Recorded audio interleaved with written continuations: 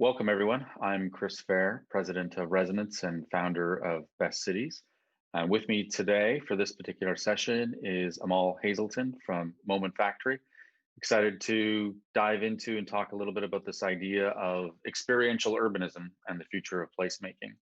We'll look a little bit at some of the history of placemaking, and then Amahl is going to share with us some of the work that Moment Factory has been doing, and we'll have a little discussion around what we think the future is for placemaking as we think about bringing people back into our city centers, downtowns, and communities, both in the recovery and long term. So welcome, Amahl. Thanks for joining us. Maybe just tee us off with a little bit of an introduction and tell us about who you are and what Moment Factory does.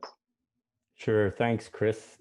It's a real joy to be here virtually with everybody around the world. And the background that I have before Moment Factory and that Moment Factory is I'm an urban planner with a specialization in place branding and competitive identity. And the crux of that orients around the process of learning about distilling and ultimately being able to recommunicate the identity, the authentic, special elements of a place and its people and its stories into the design gestures, the built environment, and the programming and events that we create that distinguish our cities and our communities and our favorite destinations. So that's the background, and that's a big part of the process and practice that Moment Factory applies in this new era of what we call experiential urbanism or digital placemaking. Great. Well, I'm looking forward to getting into this with you. We've never presented together before, but we've had several conversations over the past year, kind of comparing notes and our work. And I'm going to start off with just sharing my screen, and we'll go through a little bit around the background as we think about what is placemaking and what does that look like in terms of as we think about the future of placemaking.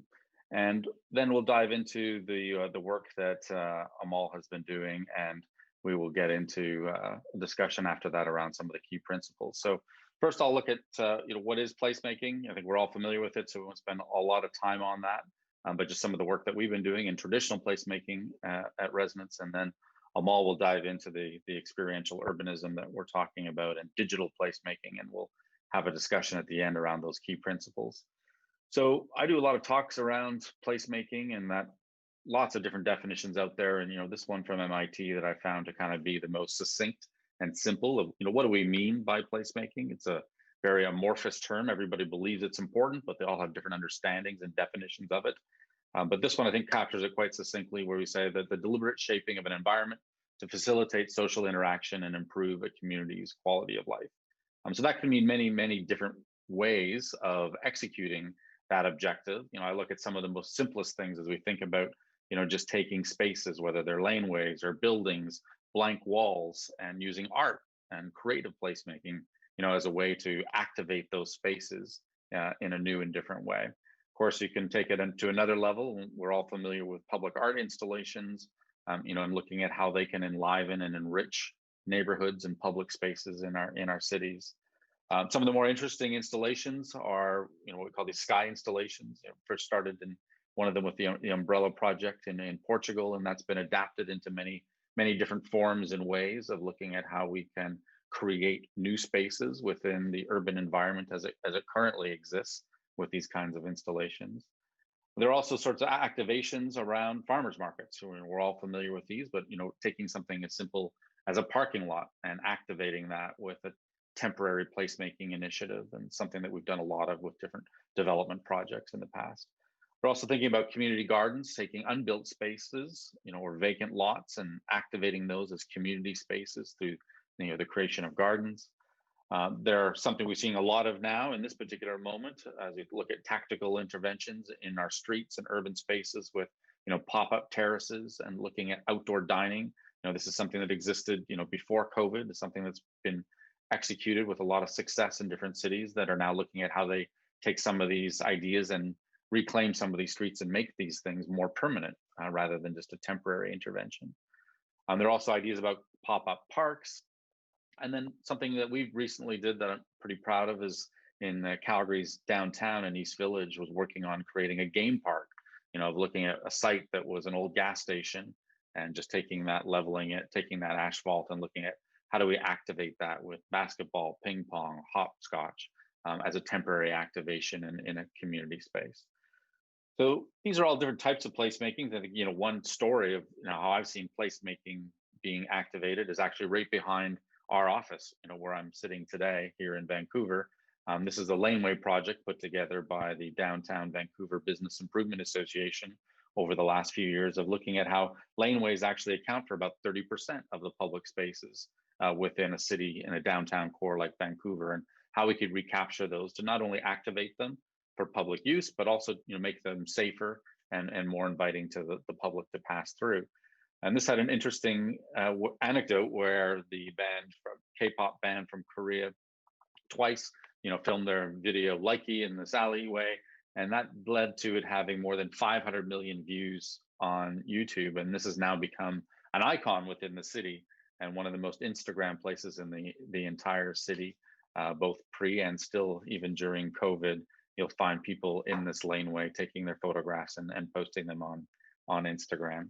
And I think that's so interesting as we look at the stickiness of and the effect that placemaking has. Yes, it's improving quality of life, but there is also now this promotional aspect to it where cities are discovering, how placemaking can activate a space from a marketing perspective in terms of creating impressions and buzz for the city.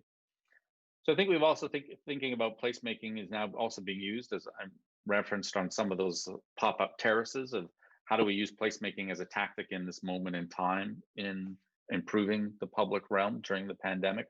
I think we've all seen different examples. This is in New York and Domino Park. Looking at how do we create physical distancing. I mean, the very idea about placemaking is to create social cohesion, community quality of life.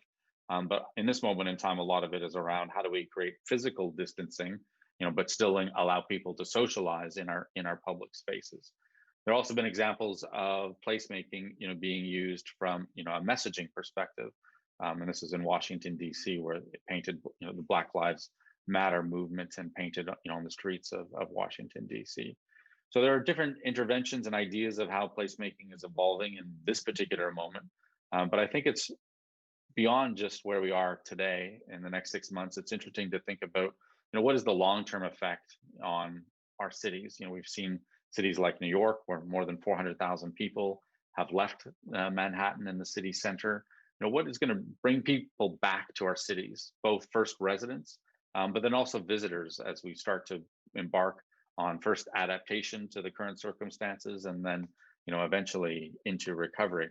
And I think what Amahl, I'm excited about to look at is, we've been talking about and thinking about this idea about experiential urbanism, of going beyond placemaking and these ideas of just using paint and street furniture and all of those traditional tactics that we've used in the past, of how can we create entirely different experiences and transform our urban environments to still accomplish the goals of placemaking in terms of attracting community and improving quality of life, but also looking at how we might reinvent our urban spaces without even necessarily touching the buildings around us. And that's what Amahl, I'm going to throw this over to you and let you share your screen and dive into some of the work that you've been doing and share that with our colleagues here today.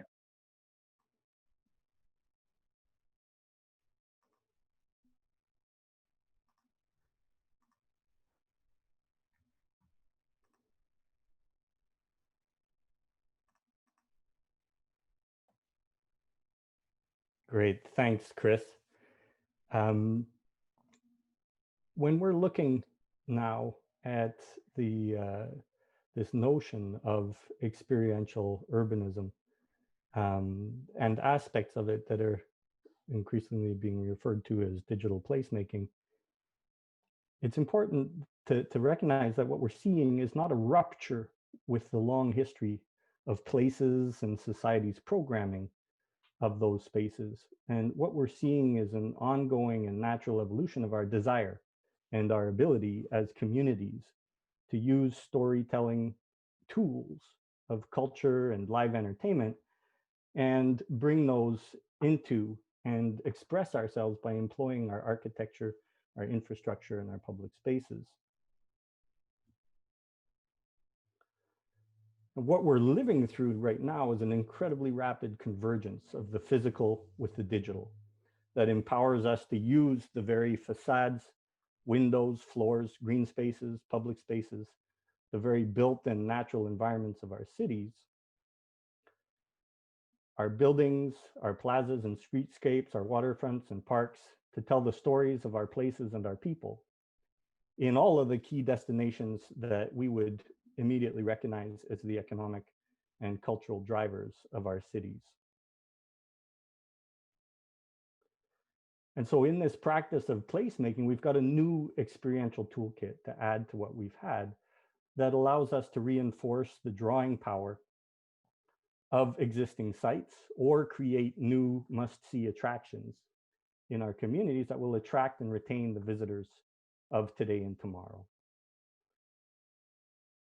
And as societies, as civilizations, as placemakers, we've always strived to go beyond the simple forms that could fulfill these simple functions, and create and go beyond the basic physical programs that we've established for our spaces.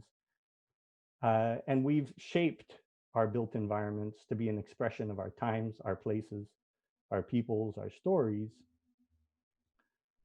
And the best known and most popular of our works, not only of civic architecture, but also public art, are those that in some way or another reflect the people and places that they inhabit. What is new in 2020 is this ability over the last 15, 20 years of designers to harness what is perhaps the last noble building material to join our toolbox of stone, steel, glass, landscape architecture that we use as architects, urban designers, and artists, and that is namely light. And so, like any living language, the language of architecture is evolving to the point where we can work with our long history of traditional forms and approaches and enable the very walls of our buildings and our spaces to join in and help in the storytelling.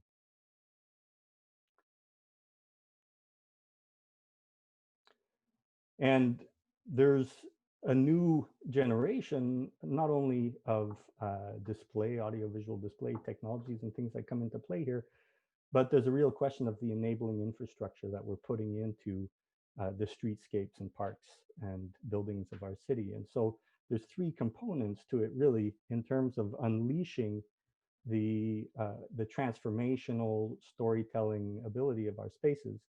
And that is the digital infrastructure, the electricity and data that we're providing in these spaces, the display technologies that allow us dynamically to communicate, and also the actual programming of those new materials and surfaces and spaces in our communities. And if we're going to do a good job of it, as we have with the best spaces throughout history, then we're going to have to go beyond just condemning the public to be a spectator to the shapes and the programming that we create in these spaces. But the challenge really is to create spaces that reflect the individual, that recognize and honor them, and provide a new means by which people can actually engage with and influence and even control the experience of the spaces that surround them for the first time in human history. And so we're seeing in really core public spaces around the world, not only providing entertainment and spectacle and bringing people out together in public, but actually democratizing these public spaces in a way that we've never had before. And thanks to many of these digital platforms, it's a bi-directional experience that can be proposed, allowing people to actually, in this case, in Montreal's theater district, we created a project called Megaphone in collaboration with the National Film Board of Canada in which people, poets, citizens, politicians, families could take the microphone and actually express themselves and see their words, minus a few choice elements that weren't recognized by the, the digital dictionary, see themselves expressed out on the facades of the places that surround them. And these are not just trends, these are things that we're seeing in very purposeful ways that cities and regions are looking to invest in. Interestingly, we're increasingly seeing cities like um, European cities and North American ones taking a hard look at where they rank on key indices, such as yours, Chris, with the Resonance's Best Cities Index, or the Cultural and Creative Cities Monitor in Europe, and looking at how they rank and how they can compete, and whether some of these engaging placemaking practices can help them score higher with a public that is looking not only for drama. In the case of this project with the Cathedral of Reims,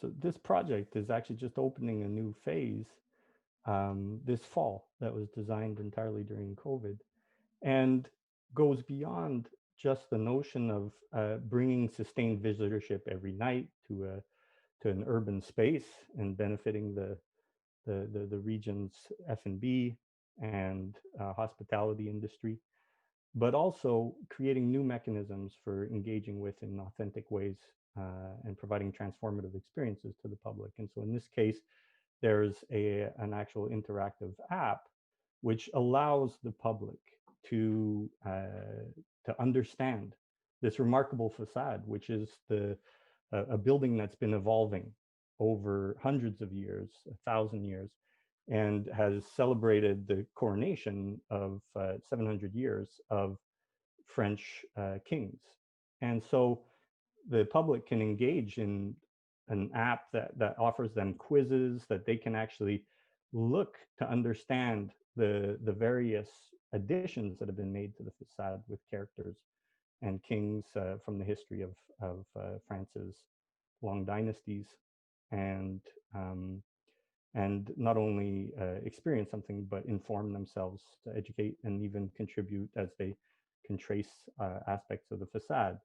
And if we're looking to unleash as cities the power of our spaces to draw and retain visitors, one of the key essential elements is to be sure that as we retrofit and rebuild our spaces, or we create new ones, that we're enabling and simplifying the access to this grid, and providing not only the physical infrastructure that we know as the foundations of places of yesterday, but the digital infrastructure, which will be the foundation for placemaking tomorrow, and unlocking the possibility of spaces to not be just physical.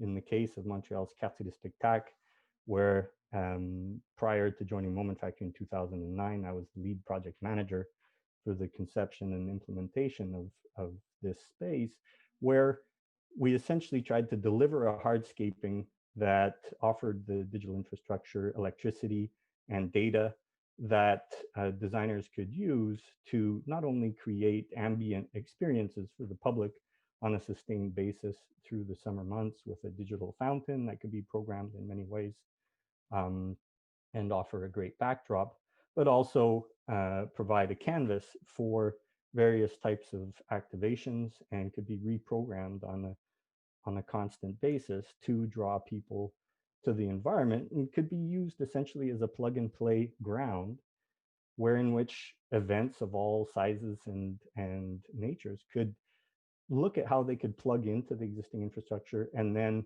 take a conceptual map of what they'd like to do and turn it into reality. And Montreal's really done a remarkable job of unlocking the potential of activating urban space. You look at a downtown which had very great difficulty in hosting one festival of 1 million people each year with the Jazz Fest as early as 2010, and now has 4 festivals of over 1 million visitors each spread through the year, including at 25 Below, which is the case with the Winter Light Festival that you see here, 2 weeks and 1 million people in the streets of Montreal. And all of that is made possible by reducing the friction of activation. And the challenge is to create public spaces where we return to our origins, this idea that we've always, as humans, wanted to come together since we first came together around a campfire. And now with the tools that we have at our disposition, we can add this new ability to create digital campfires that draw people together in public spaces and engage them in the creation and participation in the very events and experiences that surround them. Now, one of the reasons that we're doing this with stakeholders is to really take a look not at rebuilding. One of the beautiful qualities of being able to use light as a placemaking material is that it is by definition light, and that we don't have to rebuild the bricks and mortar of our environments. And so enhancing a site's natural and architectural qualities, experiential value, generating direct and indirect benefits for stakeholders, whether through ticket sales, for example, or just tremendous draws of visitors that then spill over into all the other offers of a destination. Widening visitor demographics.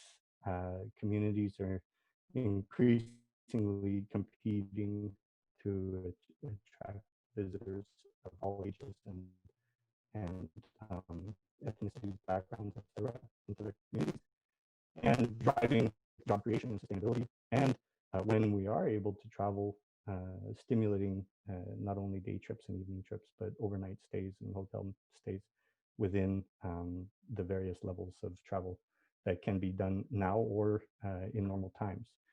And coming to the current context, what this digital placemaking toolbox offers to an irregular time of social gathering is that it can really respond to some of the constraints that we're seeing with COVID, with contactless interaction, being able to promote physical distancing, but not social distancing. Socially, we need to come together more than ever.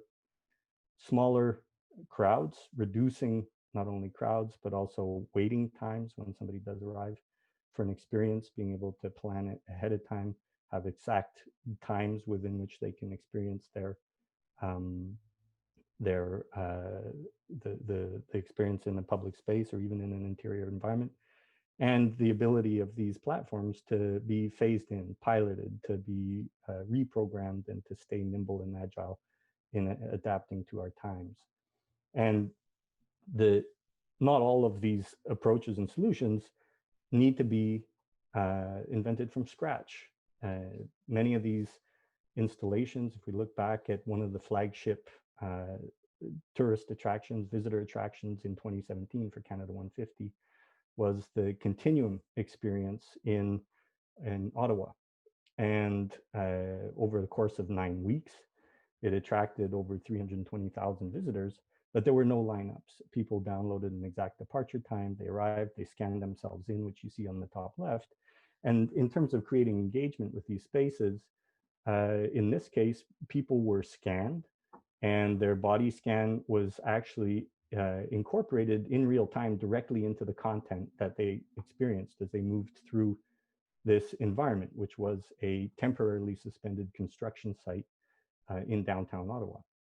And as they moved through, they would reach the end. Chris, in reference to the Instagrammable and shareable nature of many of these approaches and experiences these days, at the end, people could rescan their pass, their ticket that they downloaded.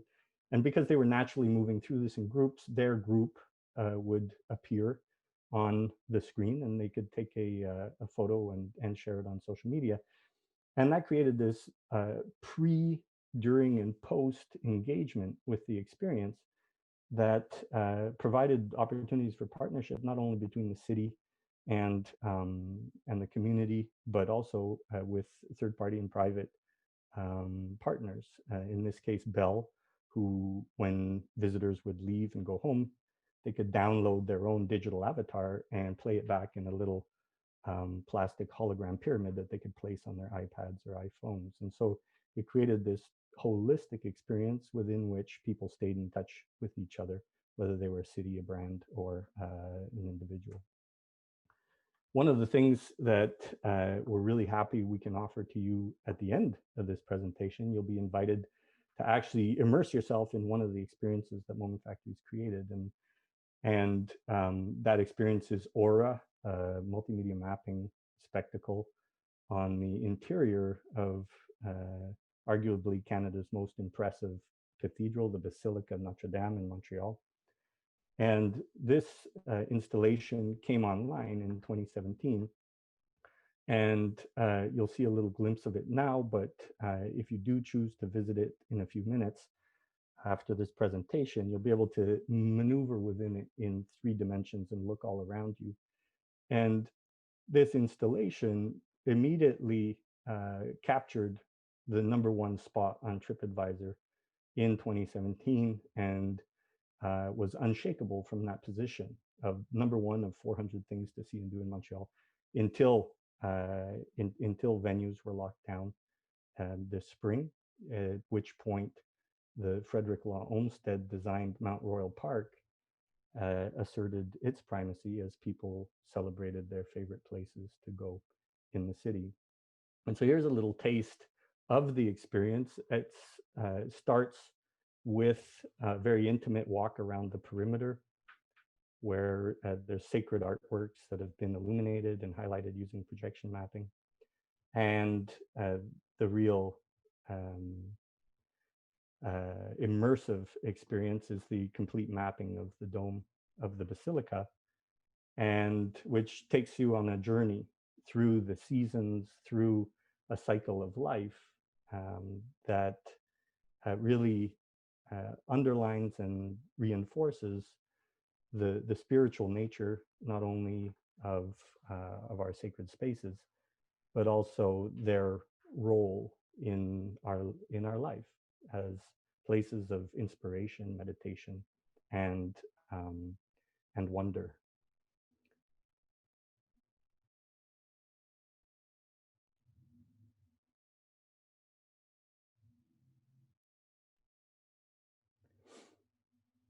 And so looking at some of the arguments that are in place for this kind of placemaking, KPMG, one of the big 5, did a 5-year projection of the economic benefits, economic offset analysis.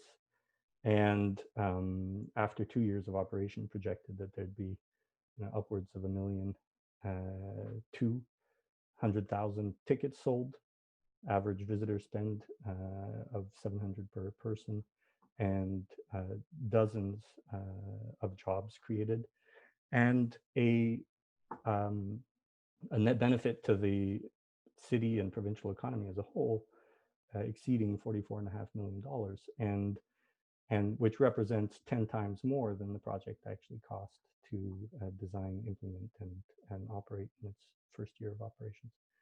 And so, and already after 3 years in March of 2020, it was poised to cross the 900,000 tickets sold barrier.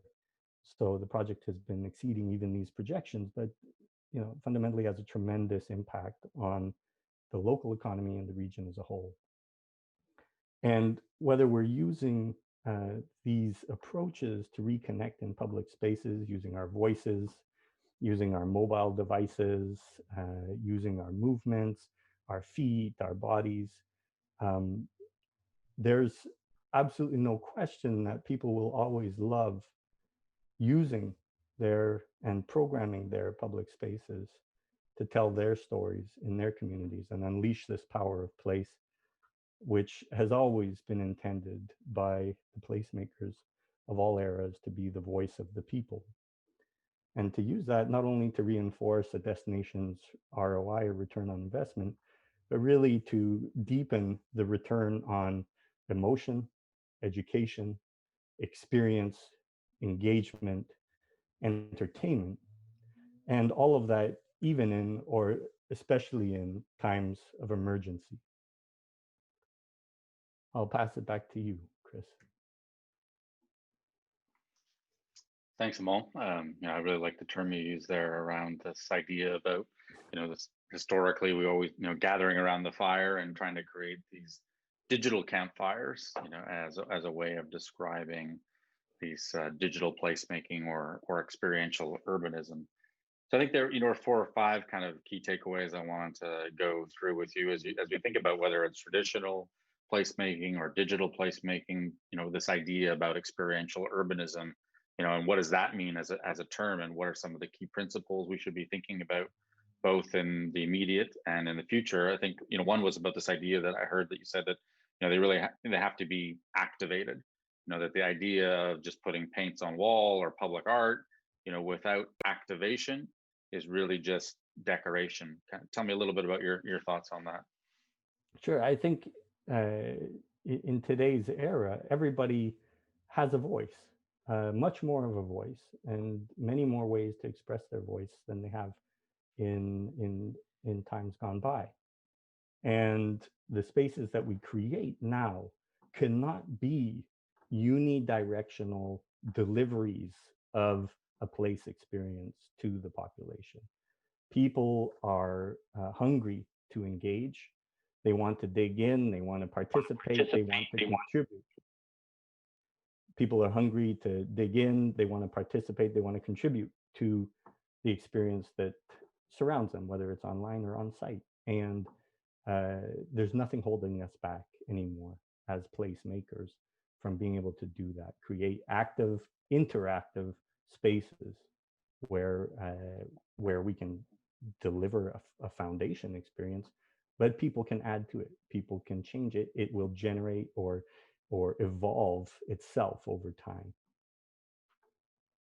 Things you pointed out and some of the work that you've been doing is also how this can be appropriate in this moment of time of, as we think about placemaking, used to be just, hey, let's try to get everybody together for a festival or an event.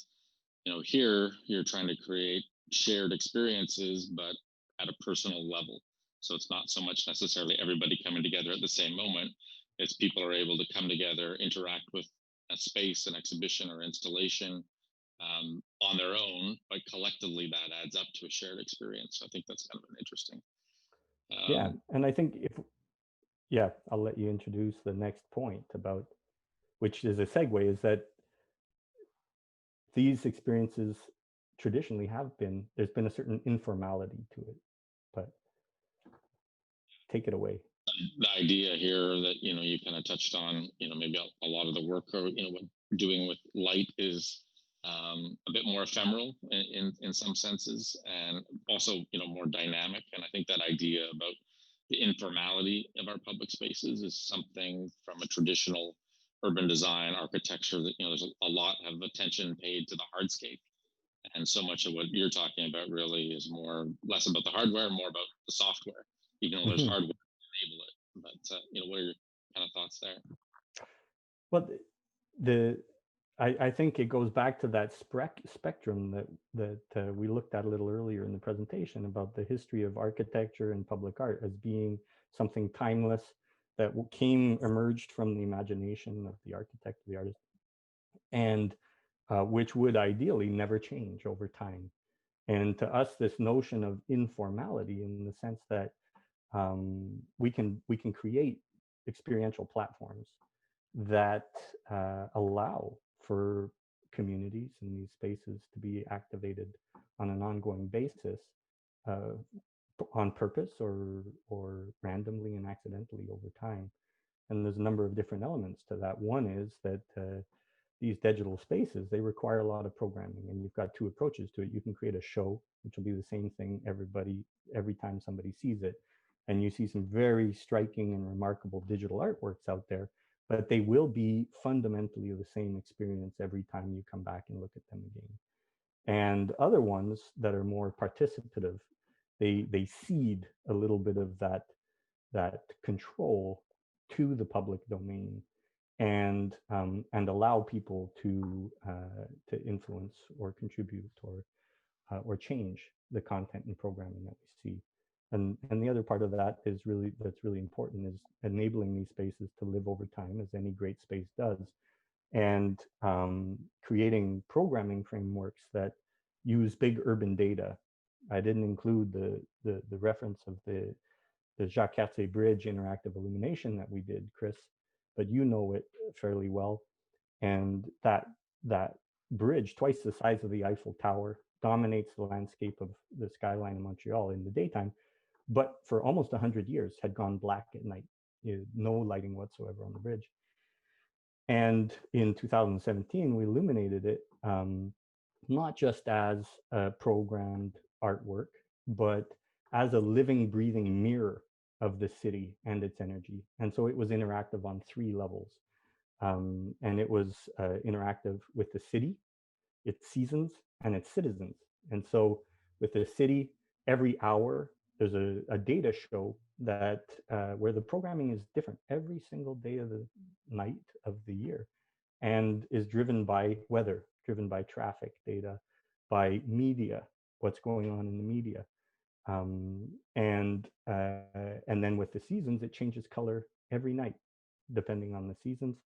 And for the citizen input, it actually tracks Twitter and social media, making references to Montreal. I love Montreal, j'aime Montréal, and creates sparks of light, which change in their speed, their size, their brightness, depending on whether people love or retweet those tweets. And so there's this granularity to it, whereby the programming of this very iconic infrastructure is generated by the city and the people itself. So look at the next principle here and talk a little bit around this idea, what I heard about, and particularly with the Place des Spectacles in Montreal, of the idea about being flexible, of designing spaces maybe, for uses that weren't even anticipated. There's the things that maybe happened in that particular, you talked about all the wiring and everything was put in. Well, what are some examples of things that happened there that you didn't anticipate in the initial design?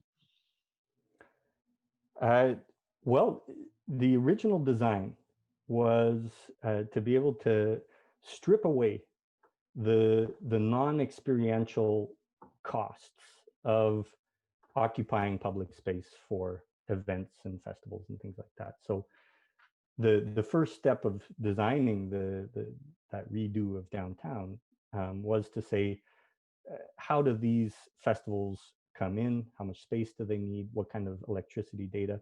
And all of those were being provided by rental equipment, and it was very costly and damaging to remove all the light posts of the downtown, protect all the trees, and provide all this temporary power. For example, just that, generators belching out black smoke and burning literally millions of liters of diesel to provide the electricity for many of these events. How could we get rid of that and actually convert that spend into the production value, the experiential value of what we offer to citizens in our public space? And so reduce the friction of activation as much as possible.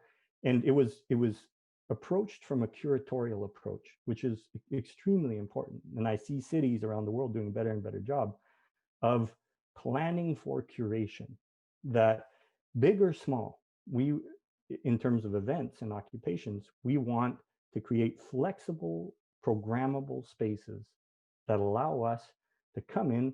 And in the case of Quartier des Spectacles, the idea was we would never have a night without something to see and do on the urban stage.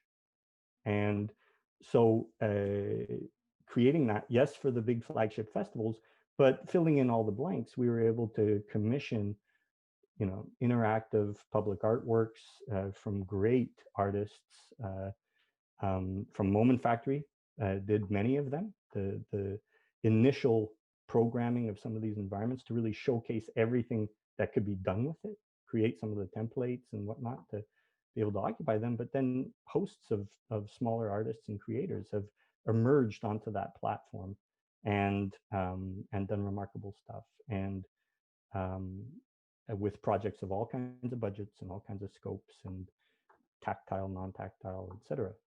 So that flexibility, Chris, I think is paramount, that these spaces need to be able to be hackable and to be occupiable. And that includes the digital layer. So allowing people access to the fiber optic electrical when it's unlocked for creators. I would say in terms of the outcomes of that, in 2005, when we embarked on that project, in that date, myself as a client at Moment Factory, and Moment Factory as a key lead consultant for the digital lighting and components. This was a downtown that you did not want your kids to visit at night. And within 5 years, from 2006 to 2011, by 2011, the Society of American Travel Writers was voting the Café de Spectacle as their favorite destination in North America to write about. And why? Because there was always something beautiful, interesting, educational, informative to see and to do, no matter what night of the year you went to this district. And that's a complete 180. And it's generated billions in real estate development and value add in the downtown Montreal over the ensuing decade. Hackable urban spaces. We'll use that. Let's look at the kind of the next principle here, and I think this might be the most controversial, or might make some architects bristle. I think about this idea about the success of this public spaces. Do we ask, like, how Instagrammable is it? Is that the right objective? We certainly see in our research and the Best Cities rankings that there's a strong relationship between Instagrammability of a place, and not just visitation, but economic activity, attractions of business, etc. What's your view on the Instagrammability of public spaces? Well, I think our favorite spaces throughout time have generated love and have inspired people to represent it, whether we were doing watercolors of the Acropolis, 200 years ago, or whether we're taking a photo of it and sharing our appreciation nowadays via Instagram. I just don't see it as separated. We all know places that we love. We know how much we've talked about them. We know how much we've photographed them. And Instagram is just one medium and platform by which we share our love of a moment or a space. And light and these light-based experiences, with all of the storytelling, all of the content that can unleash, and not just as spectacle, not just as entertainment, but actual, true, authentic storytelling about a place, its stories, its myths and legends, is remarkable. And these kind of platforms go a long way towards evolving what we've always admired as the ornately sculpted cathedrals or modernist spaces and great public plazas, the Bryant Parks and Central Parks and Mount Royal Parks of the world. We can now bring just another layer into it without rebuilding, without damaging or compromising that physical environment. We can bring these new layers in and unlock all kinds of new experiences. And I think it's critical to the survival of our cities and our destinations that we think of every tool that we can bring to bear to make our spaces beloved by locals, by people from the region, but also we will get back to a time where we will be standing tall on an international stage and drawing people from around the world back to our spaces. one here, which is, I think, the idea about, engaging, and, in your presentation looked at, this idea of moving from spectator to participant, and talked a little bit around the interactivity of spaces, or interacting with the urban environment is really one of the key differentiators that separates sort of the digital placemaking from traditional placemaking. Is that fair to say? I think it's fair to say. And if I move beyond the idea of just an interactive, engaging spectacle or experience where people can actually participate, there's also the whole notion of a relationship between a place and the people who visit it. And that relationship starts long before, can start long before somebody makes it to the site. So the traditional placemaking versus destination marketing model has somebody creating a decent space, and themselves and regional tourism authorities will market that space, that experience, as far and wide as it makes sense to market it. But all too often over the last, thousands of years of visitorship and tourism in cities, people have come in and out of that space without the space itself knowing who they were, or being able to commence a dialogue before they got there, knowing who they are and engaging with them during, and then remaining connected afterwards. And these digital platforms not only allow for the delivery of an experience on site, but they're very powerful mechanisms for creating a relationship before somebody gets there and long after they're gone. And we often say there's 5 destination objectives that these places come to us to talk about. And one is to be top of mind. They want to be the #1 destination, and these kind of experiences can help them get there. But there has to be a call to action, because just being famous but nobody comes, that's not a viable model for most destinations. They need visitors. They need more of them. They need them staying longer, increased dwell time, and they want them to come back ideally again and again. And these kind of engagement platforms really can help destinations unlock the potential of that relationship with the public. And then ultimately, going back to the Instagrammable, shareable, making it such that it's conceived in a way that people will appreciate it, have time to appreciate it, and that it's shareable, and can be tagged as a location. For example, where it's happening, what's going on. And that creates a very virtuous circle where it expands the reach, it amplifies the reputation, and creates a virtuous circle that many urban or rural destinations are looking to achieve. Point as you think about the way people consume places, we sort of impose ourselves on the places, but that idea about places being able to learn about the people consuming them, and how does that then, even guide our planning and design and the evolution of places as you kind of collect all this data about who actually is experiencing that place, how are they interacting with that. It's a whole new level of insight and ideas there that we can use to shape our places in the future. There's one thing for sure: nobody can do it alone.